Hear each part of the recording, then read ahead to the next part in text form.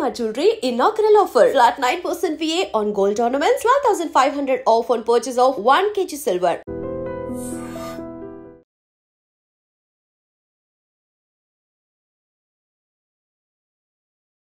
ఏడు దశాబ్దాల భారతీయ రాజకీయ చరిత్రలో మరెవరికీ దక్కనటువంటి అరుదైన, అనూహ్యమైన అండ్ అసాధారణమైన ఘనత ఆయనది.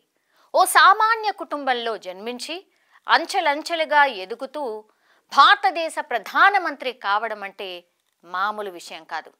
అటువంటి ఘనత సాధించినటువంటి వ్యక్తే మన ప్రధానమంత్రి నరేంద్ర దామోదర్ దాస్ మోడీ.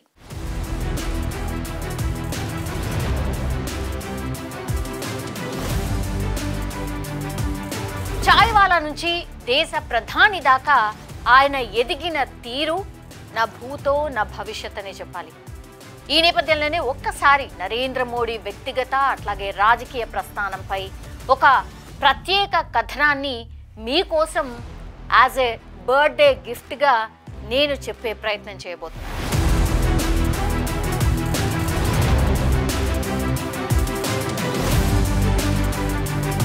గుజరాత్ సీఎం దాదాపు 14 ఏళ్ల పాటు కొనసాగిన నరేంద్ర మోడీ 2014లో పార్లమెంటు ఎన్నికల బాధ్యతలు చేపట్టారు. 10 ఏళ్ల కాంగ్రెస్ పాలనపై ఉన్న వ్యతిరేకతను సమర్థవంతంగా ఉపయోగించుకున్న మోడీ పార్లమెంటు ఎన్నికల్లో బీజేపీ విజయ ఢంకా మోగించారు.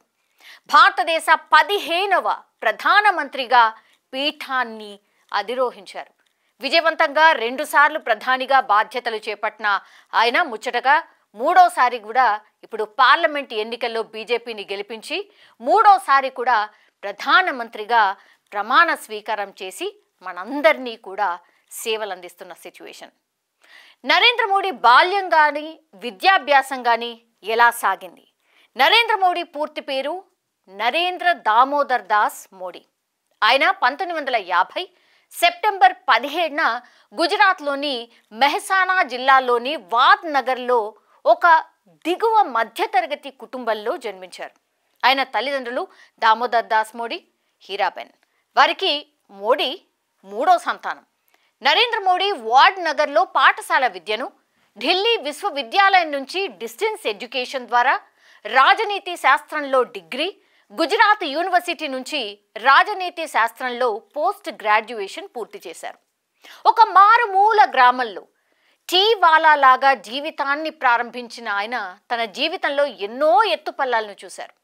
నరేంద్ర మోడీ తన పాఠశాల దశలోనే ఆర్ఎస్ఎస్లో చేరిన ఆయన కార్యకర్తగా చాలా యాక్టివ్గా పనిచేసేవారు. మోడీ ఉన్నత పాఠశాల విద్యను పూర్తి చేసి 17 ఏళ్లలో తొలిసారి దేశ పర్యటనకు వెళ్లారు. ఈ సమయంలోనే మధ్యప్రదేశ్, ఉత్తరప్రదేశ్, బీహార్ రాష్ట్రాల మీదుగా పశ్చిమ బెంగాల్లోని కలకత్తా అట్లాగే డార్జిలింగ్ వరకు వెళ్లారు. కలకత్తాలోని రామకృష్ణ మఠంలో సన్యాసం తీసుకోవాలని ఆయన ప్రయత్నం కూడా చేశారు. కానీ అక్కడ నిబంధనలు అంగీకరించకపోవడంతో అక్కడి నుంచి బీహార్ మీదుగా అప్పటి ఉత్తరప్రదేశ్లోని ఆల్మోరాకు వెళ్ళి రామకృష్ణ మఠం ఆశ్రమంలో కొంతకాలం అక్కడ గడిపారు. అలా 17 నుంచి 20 ఏళ్ల వయసులో ఉత్తర భారతంలో ముఖ్యమైన ప్రాంతాల్లో పర్యటించి అక్కడ పరిస్థితులను పూర్తిగా తెలుసుకునే ప్రయత్నం చేశారు. నరేంద్ర మోడీ తన పర్యటనను ముగించుకుని తన స్వగ్రామమైన వాద్ నగర్కి చేరుకున్నారు. అక్కడ తల్లి హీరాబాయి దీవెనలు తీసుకుని అహ్మదాబాద్లో తన మేనమామ నడుపుతున్నటువంటి ఆర్టీసీ క్యాంటీన్లో పనిచేయడం స్టార్ట్ చేశారు. ఈ సమయంలో తన గురువు లక్ష్మణ్ రావు ద్వారా తిరిగి ఆర్ఎస్ఎస్లోకి ఆయన ఎంట్రీ ఇచ్చారు. సంఘ్ కార్యక్రమాల్లో చురుకుగా పాల్గొంటూ అందరికీ పరిచయస్తుడుగా మారిపోయాడు. 1975లో గుజరాత్లో విశ్వ హిందూ పరిషత్ తలపెట్టినటువంటి సాధు పరిషత్ కార్యక్రమ బాధ్యతలను ఆయన సమర్థవంతంగా నిర్వహించడంలో సక్సెస్ కూడా అయ్యారు. ఆ కార్యక్రమం విజయవంతం కావడంతో సంఘ్ మోడీకి కీలకమైన బాధ్యతలు అప్పగించింది. ఈ సమయంలోనే గుజరాత్ రాష్ట్ర సంఘం విద్యార్థి విభాగం ఏబీవీపీ నాయకుడిగా ఆయన బాధ్యతలు చేపట్టారు. ఈ సమయంలోనే ఆనాటి గుజరాత్ రాష్ట్ర రాజకీయ ప్రముఖులు కావచ్చు, కార్మిక నాయకులు అట్లాగే సంఘ్ పెద్దలతో ఏర్పడ్డ సన్నిహితం మోడీని రాజకీయం పట్ల ఆకర్షితులయ్యేలాగా చేశాయి. సో 1986లో ఆర్ఎస్ఎస్ నుంచి భారతీయ జనతా పార్టీలో చేరిన మొదటి తరం నాయకుల్లో మోడీ కూడా ఒకరు. బీజేపీలో చేరిన తర్వాత అహ్మదాబాద్ పురపాలక సంఘ ఎన్నికల బాధ్యతలు తీసుకుని ఆ ఎన్నికల్లో బీజేపీని గెలిపించడంలో మోడీ కీలక పాత్ర పోషించారు. ఇలా బీజేపీ అధిష్టానం దృష్టిని ఆయన ఆకర్షించారు. ఆనాటి పార్టీ జాతీయ అధ్యక్షుడు ఎల్కే అద్వానీ ప్రోత్సాహం కూడా నరేంద్ర మోడీకి తోడైంది. దీంతో చాలా తక్కువ సమయంలోనే గుజరాత్ రాష్ట్ర బీజేపీ ప్రధాన కార్యదర్శిగా బాధ్యతలు చేపట్టారు మోడీ. ఈ తరుణంలో అంటే 1990లో ఎల్కే అద్వానీ చేపట్టినటువంటి ఈ అయోధ్య రథయాత్రకు గుజరాత్ ఇన్ఛార్జిగా, 1992లో మురళీ మనోహర్ జోషి చేపట్టిన కన్యాకుమారి కాశ్మీర్ ఏక్తా రథయాత్రకు జాతీయ ఇన్ఛార్జిగా పనిచేశారు మోడీ. ఆ తర్వాత 1993లో బీజేపీని గుజరాత్లో బలోపేతం చేసేందుకు మోడీ రాష్ట్ర ప్రధాన కార్యదర్శిగా పలు యాత్రలు కూడా చేశారు. 1995లో జరిగినటువంటి గుజరాత్ శాసనసభ ఎన్నికల్లో బీజేపీ అధికారంలోకి రావడానికి మోడీ కీలక పాత్ర పోషించారు. ఈ విజయం తర్వాత మోడీ గ్రాఫ్ అమాంతం పెరిగిపోయింది. దీంతో ఆయన సేవలను జాతీయ స్థాయిలో వినియోగించుకోవాలని పార్టీ అధిష్టానం భావించింది. ఆ తరుణంలోనే ఆయన్ను హిమాచల్ ప్రదేశ్, పంజాబ్, హర్యానా రాష్ట్రాల ఇన్ఛార్జీలుగా కూడా నియమించింది. ఆ బాధ్యతలను సమర్థవంతంగా చేపట్టిన మోడీ ఆయా రాష్ట్రాల్లో పార్టీని బలోపేతం చేయడమే కాకుండా పార్టీని అధికారంలోకి తీసుకురావడంలో కీలక పాత్ర పోషించారు. 1997లో అద్వానీ చేపట్టినటువంటి స్వర్ణ జయంత రథయాత్ర నిర్వహణ బాధ్యతను తీసుకుని నరేంద్ర మోడీ ఆ రథయాత్ర విజయవంతం కావడంలో కీలక పాత్ర పోషించారనే చెప్పాలి. ఇలా నరేంద్ర మోడీ సాధించిన విజయాలను గమనించిన ఆర్ఎస్ఎస్, బీజేపీ నాయకత్వం ఆయన్ను 1998లో బీజేపీ జాతీయ కార్యదర్శిగా నియమించింది. సో 1998, 1999లో జరిగినటువంటి లోక్సభ ఎన్నికల్లో బీజేపీ నాయకత్వంలోనే ఎన్డీఏ కూటమి అధికారంలోకి వచ్చింది. మరోవైపు పార్టీ ప్రధాన కార్యదర్శిగా ఉంటూనే 1998లో జరిగిన గుజరాత్ శాసనసభ ఎన్నికల్లో తన వ్యూహాలతో బీజేపీని గెలిపించారు. దీంతో పార్టీలో సీనియర్ నేత కేశుభాయ్ పటేల్ ముఖ్యమంత్రి అయ్యారు. 2000 సంవత్సరంలో గుజరాత్లోని కుచ్ ప్రాంతంలో సంభవించిన భారీ భూకంపం తర్వాత సహాయ కార్యక్రమాలు చేపట్టడంలో కేశుభాయ్ ప్రభుత్వం విఫలమైందని ప్రతిపక్షాలు పెద్ద ఎత్తున విమర్శలు చేశాయి. దీంతో బీజేపీ అధిష్టానం కీలక నిర్ణయం తీసుకుంది. 2001 అక్టోబర్లో నరేంద్ర మోడీని గుజరాత్ సీఎంగా ప్రకటించి మోడీకి సీఎం పీఠాన్ని అందించింది. ఇలా 2001లో తొలిసారి గుజరాత్ సీఎంగా పదవీ బాధ్యతలు చేపట్టారు మోడీ. 2002లో గోధ్రాలో సబర్మతి ఎక్స్ప్రెస్ ఘటనతో రాష్ట్ర వ్యాప్తంగా మోడీ సీఎంగా రాజీనామా చేయాలనే డిమాండ్ పెద్ద ఎత్తున వచ్చింది. దీంతో ఆయన రాజీనామా చేసి మళ్లీ ఎన్నికలను ఎదుర్కొన్నారు.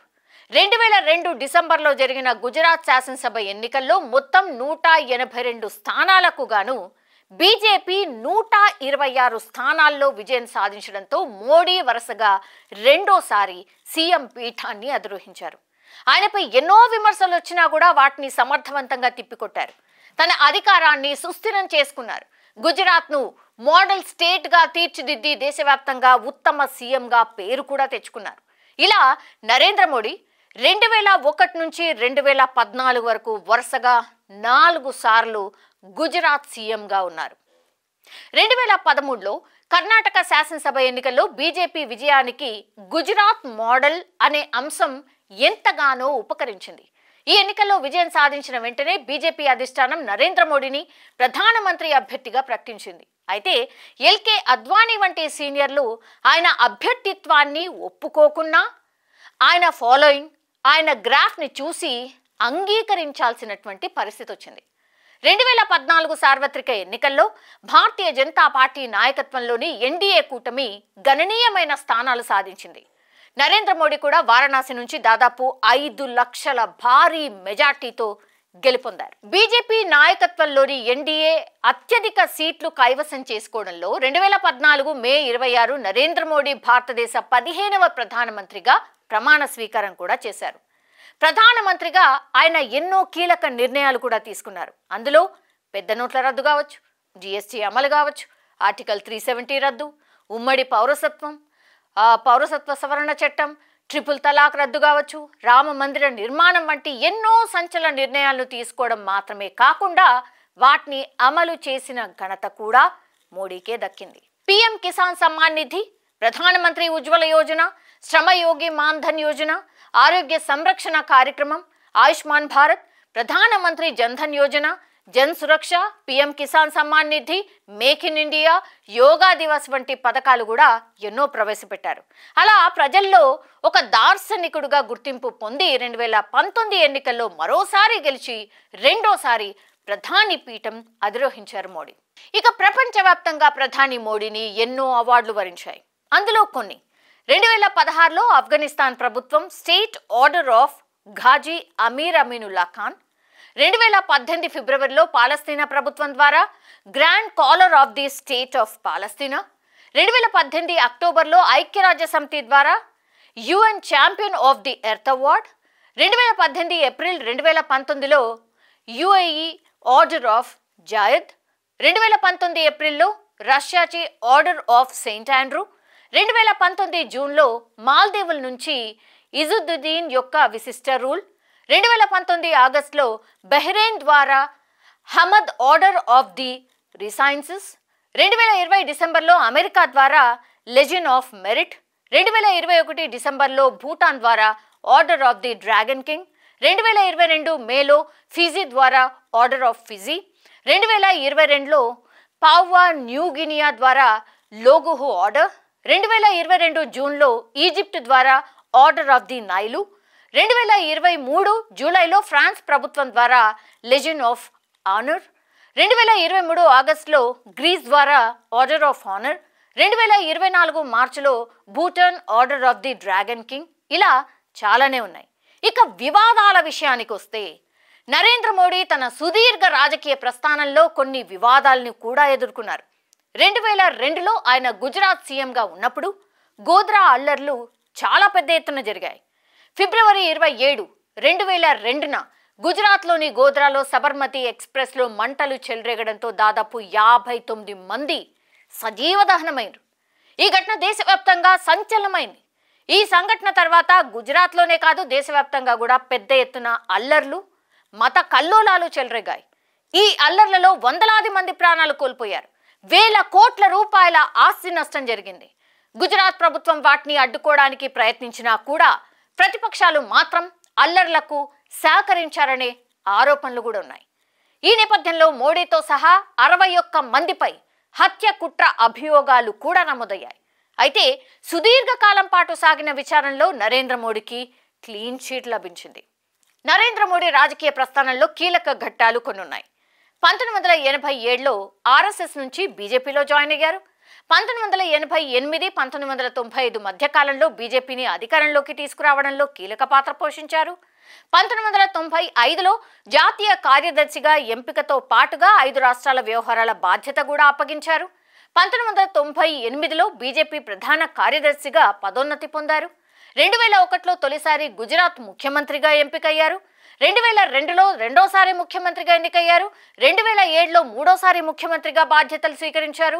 2012లో నాలుగోసారి ముఖ్యమంత్రిగా ప్రమాణ స్వీకారం చేశారు. 2013లో బీజేపీ పార్లమెంటరీ పార్టీ బోర్డులో సభ్యుడిగా నియామకమయ్యారు. 2013లో బీజేపీ ఎన్నికల ప్రచార కమిటీ బాధ్యతలు స్వీకరించారు. 2013లో భారతీయ జనతా పార్టీ ప్రధానమంత్రి అభ్యర్థిగా ఎంపికయ్యారు. సో ఇక్కడే I think turning point 2013 Narendra మోడీకి. ఇక 2014 సార్వత్రిక ఎన్నికల్లో బీజేపీ సంపూర్ణ మెజార్టీతో గెలుపొందింది. 2014 మే 26న ప్రధానమంత్రిగా మొదటిసారి ప్రమాణ స్వీకారం చేశారు మోడీ. 2019లో రెండోసారి ప్రధానమంత్రిగా ప్రమాణ స్వీకారం చేశారు. 2024లో మూడవసారి ప్రధానమంత్రిగా ప్రమాణ స్వీకారం చేశారు నరేంద్ర మోడీ. సో ఇలా నరేంద్ర మోడీ బయోగ్రఫీ ఇది. పుట్టినరోజు జరుపుకుంటున్నటువంటి మన ప్రధానమంత్రి నరేంద్ర మోడీ గారికి పుట్టినరోజు శుభాకాంక్షలు. నిజంగా ప్రస్తుతం ఉన్నటువంటి సమాజం దేనికి ప్రయారిటీ ఇస్తుంది? ఆర్థిక సంబంధాల చుట్టూ మాత్రమే తిరుగుతోంది. మళ్ళీ ఎన్నికలంగానే చాలా విరక్తి కలుగుతాను. మంచి అనిపిస్తుంది కదా. లేడీస్ కూడా ఛాలెంజింగ్ జాబ్స్ చేసినప్పుడు చాలా బాగుంటది. ఫుడ్ డెలివరీ ఇవ్వటానికి వెళ్ళినటువంటి డెలివరీ బాయ్ అనిల్ పై కళ్ళ ముందు